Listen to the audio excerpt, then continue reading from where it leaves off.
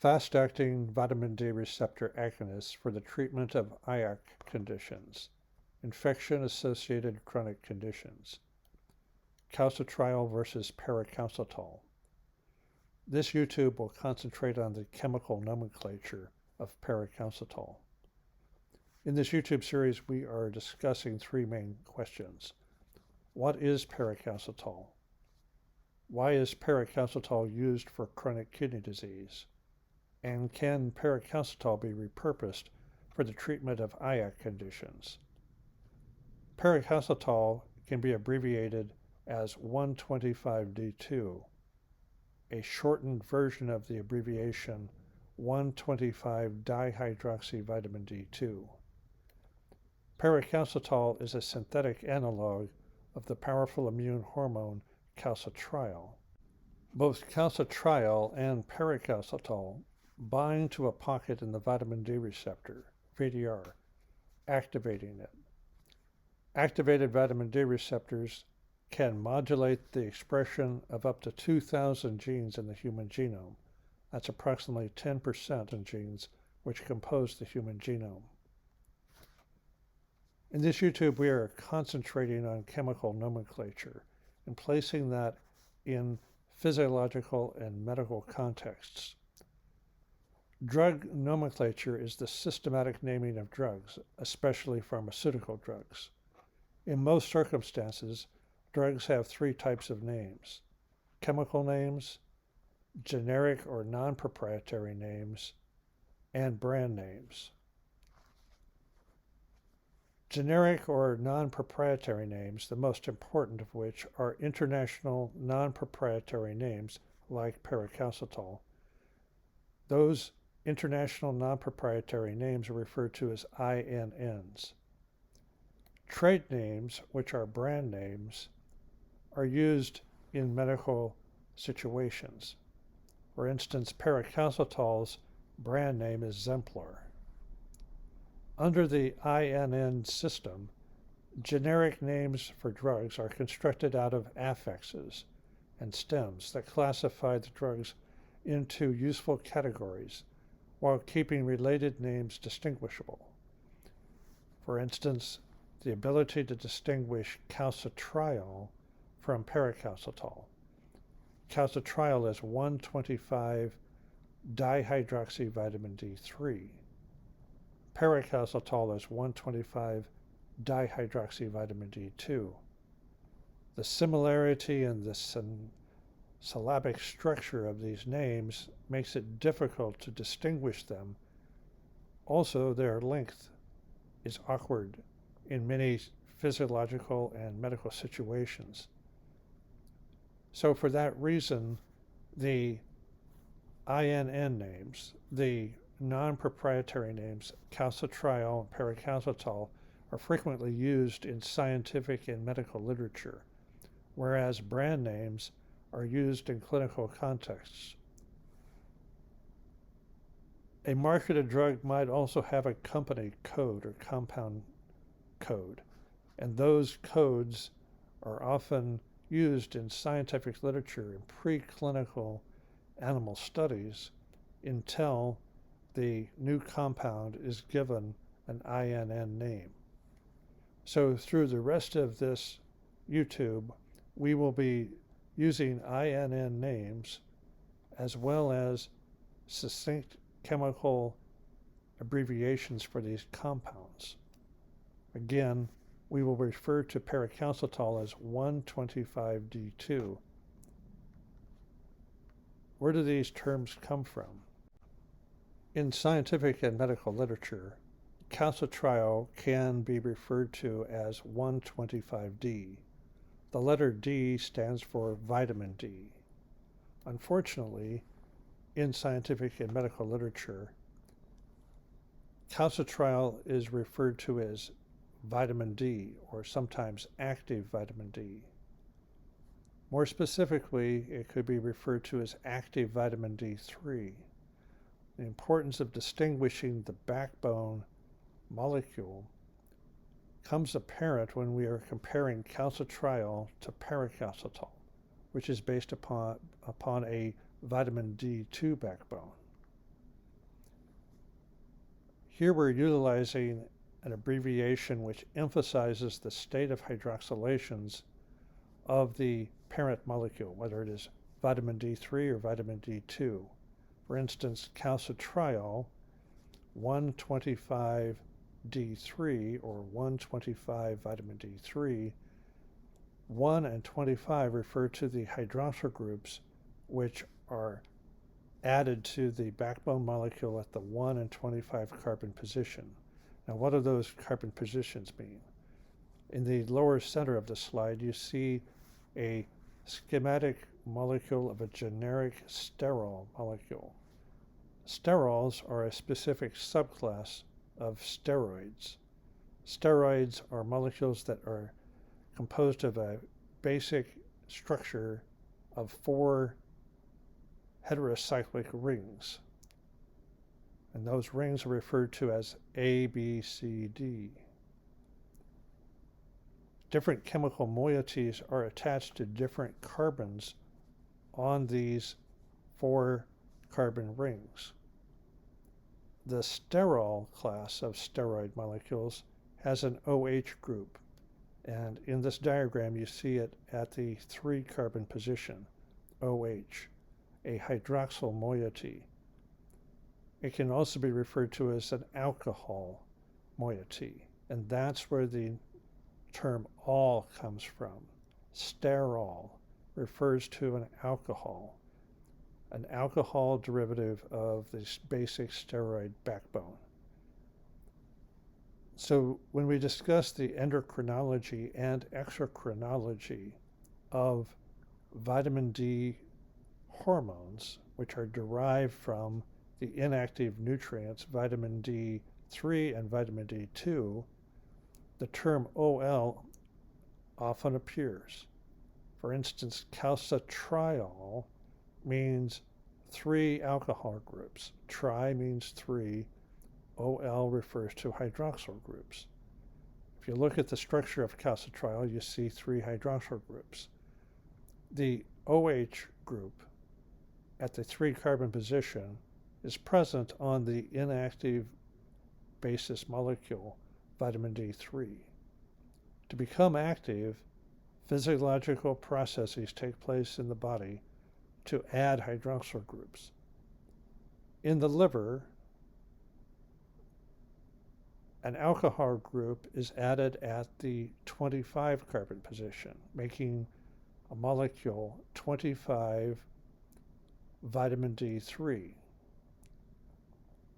In the kidney, this molecule is further hydroxylated, adding a hydroxyl group at the 1 carbon position. The resulting molecule, calcitriol, is now referred to as 125-dihydroxy vitamin D3, or 125D3 for short.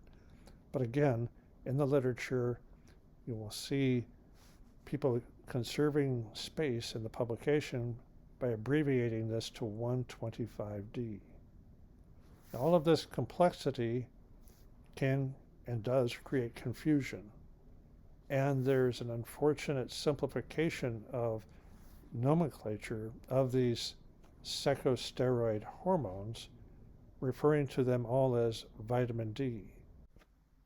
To obtain and employ precision medicine, it is critically important to identify the state of hydroxylation on the vitamin D metabolites, to understand the narratives, both physiological and medical benefit narratives, that are associated with these compounds.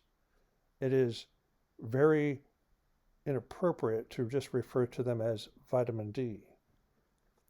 Let me make a comparison utilizing the commonly known molecule adenosine triphosphate, ATP.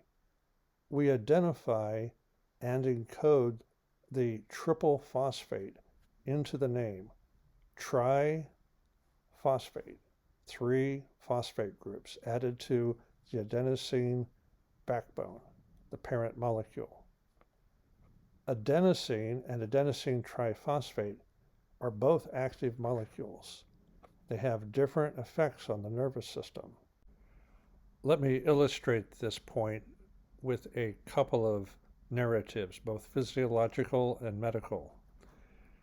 Adenosine is a byproduct of ATP metabolism. For instance, during muscular activity, ATP is broken down into adenosine, which is released into the serum.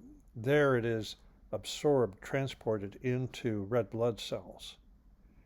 In the brain, ATP hydrolysis also produces adenosine production. It accumulates in cerebral spinal fluid and creates a sleep pressure. Adenosine is a key sleep molecule.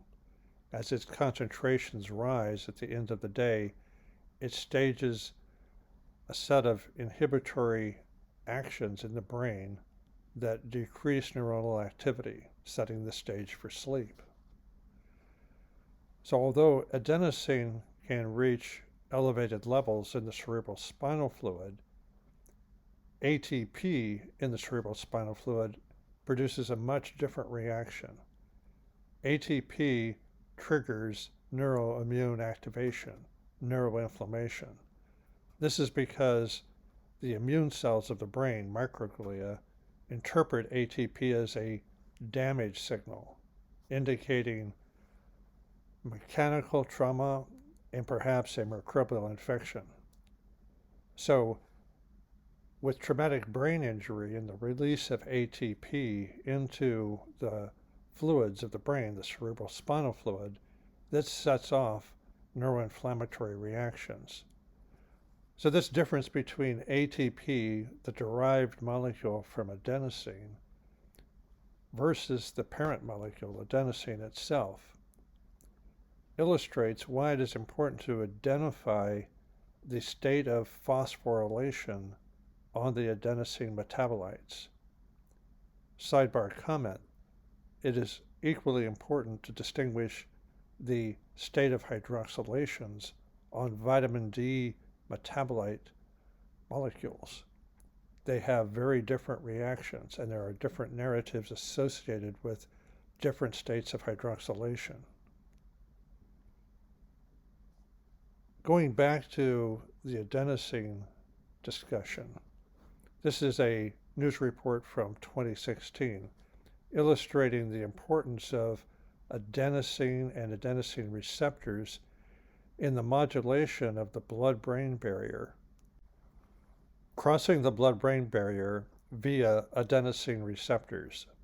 Cornell researchers have discovered a way to penetrate the blood-brain barrier that may soon permit delivery of drugs directly into the brain to treat disorders such as Alzheimer's disease and chemotherapy-resistant cancers.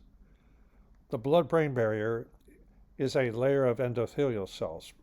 Sidebar comment: it is the tight junctions of the endothelial cells that selectively allow entry of molecules needed for brain function, such as amino acids, oxygen, glucose, and water, while keeping others out.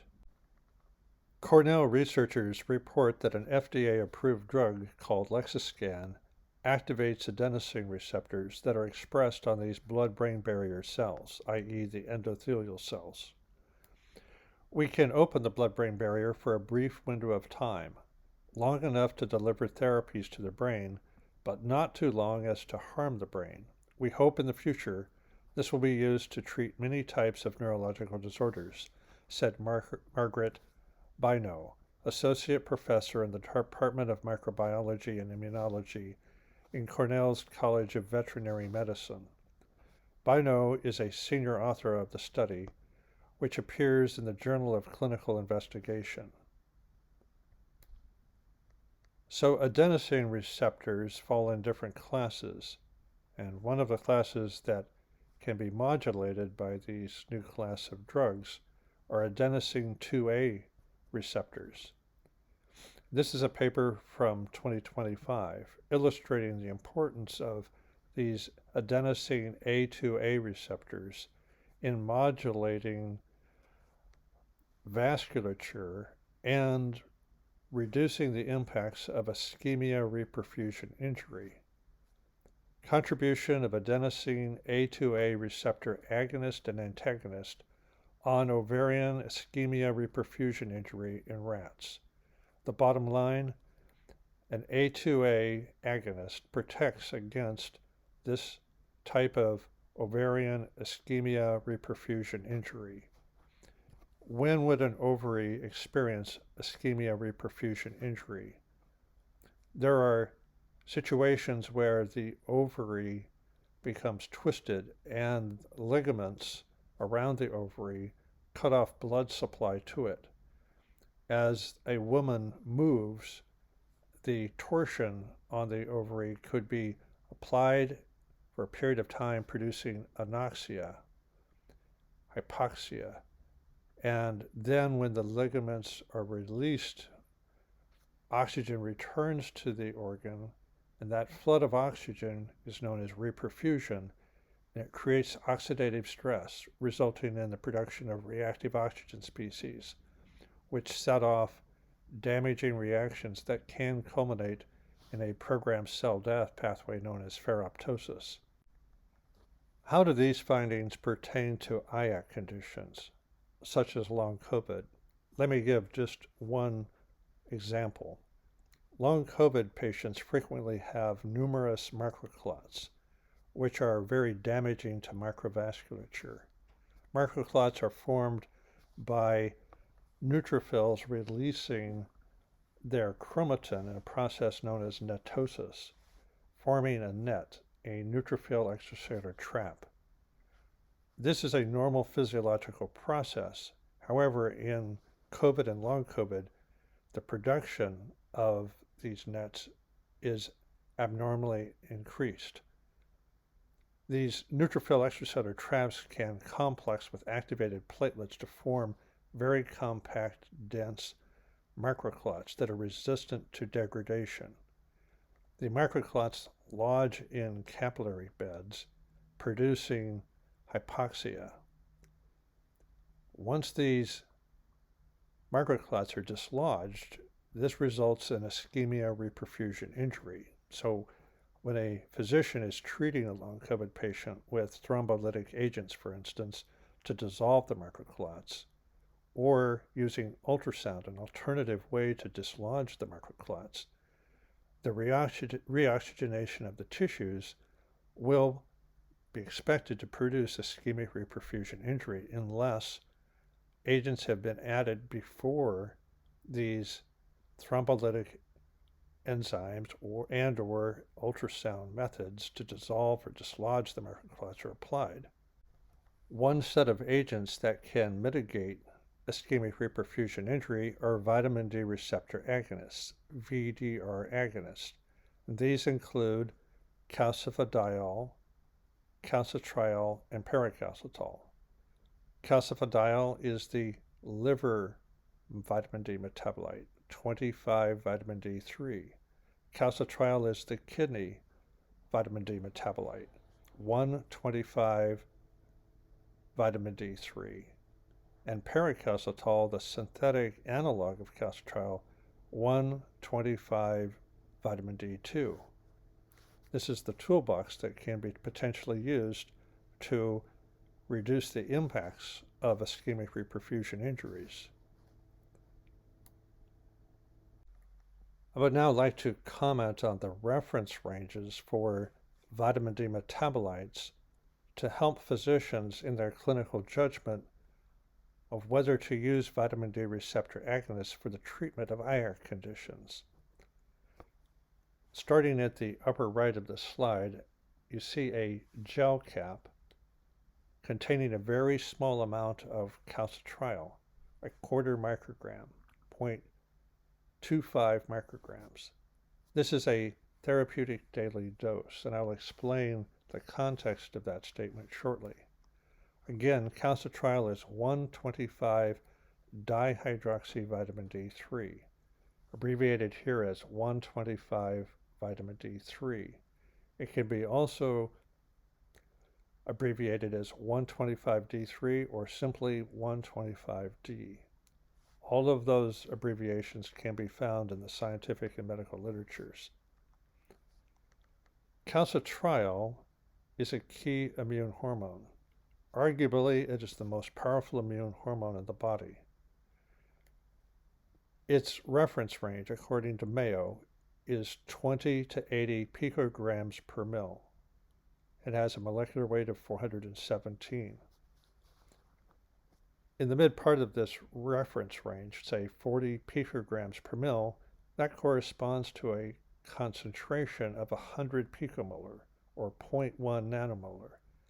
This is in the range of concentrations similar to sex hormones, which are also at very low concentrations in the body, but similar to sex hormones, calcitriol exerts its powerful actions through receptors which are present on virtually every cell type in the body.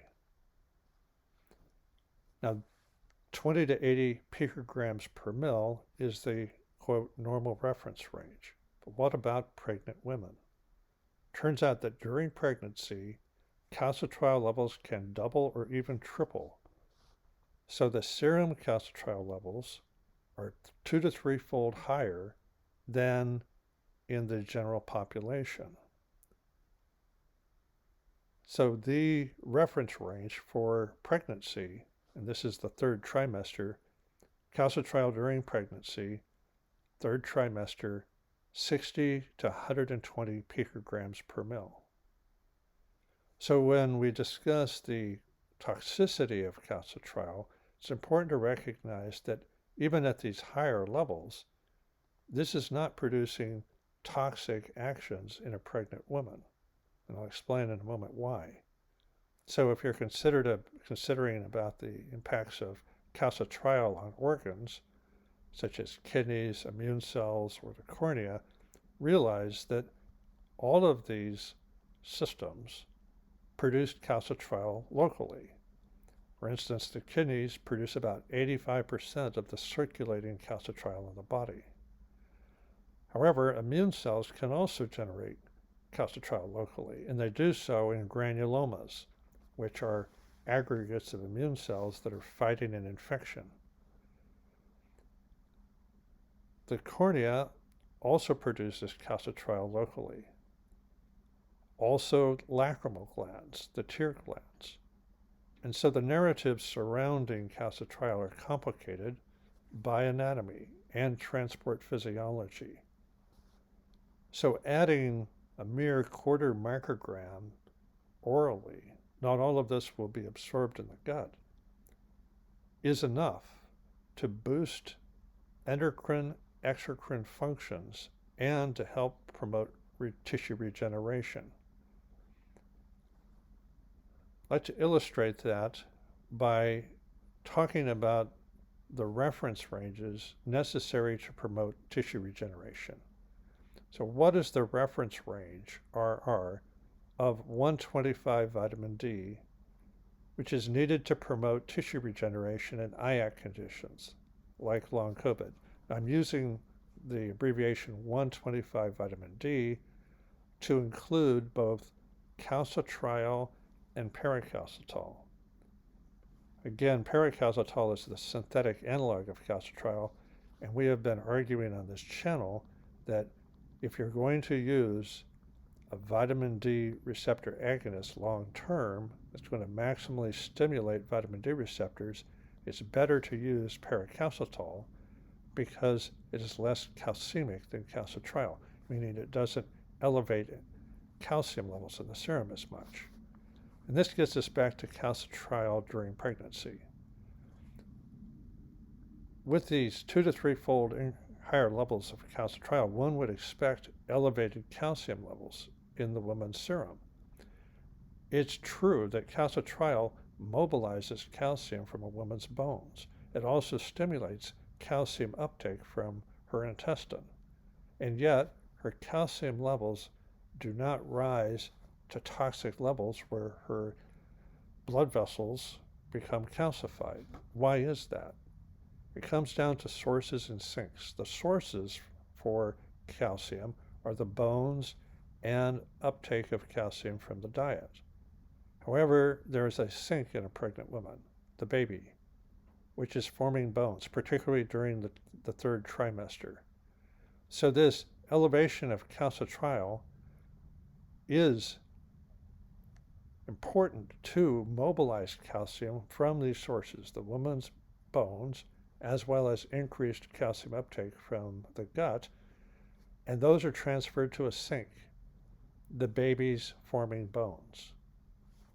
But during this time, the woman, the expectant mother, gains immune benefits and tissue healing benefits from the elevated levels of calcitriol. And one could extrapolate that by activating vitamin D receptors prior to birthing, the stimulation of antioxidant capacity within the mother's cells help prevent ischemic reperfusion injuries that could occur during the birthing process.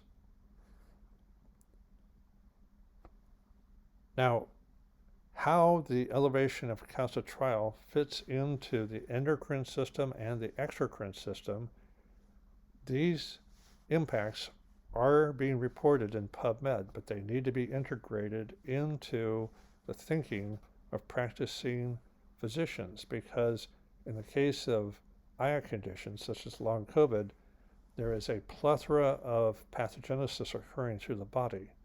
And if one is looking for a hormone replacement therapy that can reduce ischemic reperfusion injuries, increase the ability to withstand oxidative stress, and to promote tissue regeneration, vitamin D receptors fit this need. Now, some historical evidence to justify these assertions. This is a paper from 1992.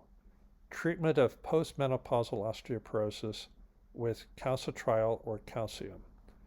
Continuous treatment of postmenopausal osteoporosis with calcitriol for 3 years is safe and significantly reduces the rate of new vertebral fractures in women with this disorder. This is 1992. So 30 years later, this is a paper from 2025. Clinical outcomes and safety of combined calcitriol and bisphosphonates in treating postmenopausal osteoporosis, a retrospective cohort study. Conclusion: the combination of calcitriol and bisphosphonates demonstrates superior clinical efficacy and safety in treating postmenopausal osteoporosis, effectively reducing pain and disability, enhancing bone metabolism and immune function, and improving bone mineral density and daily living ability. So once again, the therapeutic dose of calcitriol for a number of these studies is about 0.25 micrograms per day.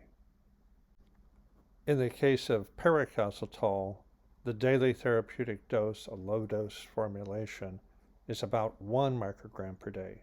And that's because paracalcitol binds to the vitamin D receptors less avidly than calcitriol. So what is the reference range of 125 vitamin D, which is needed to promote tissue regeneration in IAC conditions like long COVID? This will require clinical studies, whether you're using calcitriol or paracalcitol as the therapeutic agent.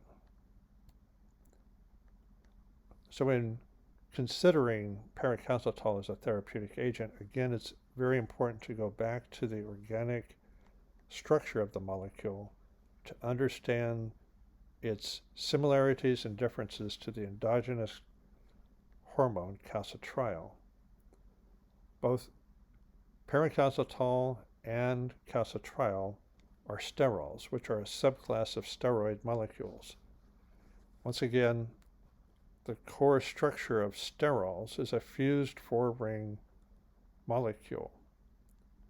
In the case of vitamin D metabolites, a bond is broken in the B ring, and this makes vitamin D metabolites a subclass of sterols known as secosteroids. Secosteroid means broken ring, and that reflects the breakage of the ring, the B ring, between the 9 and 10 carbon positions. Note that the hydroxylations on paracalcitol are at the 1 and 25 carbon positions, identical to calcitriol, which is based on a vitamin D3 backbone. Paracalcitol, again, is based upon a vitamin D2 backbone. The full abbreviated name for paracalcitol is 19-nor-125 dihydroxyvitamin D2.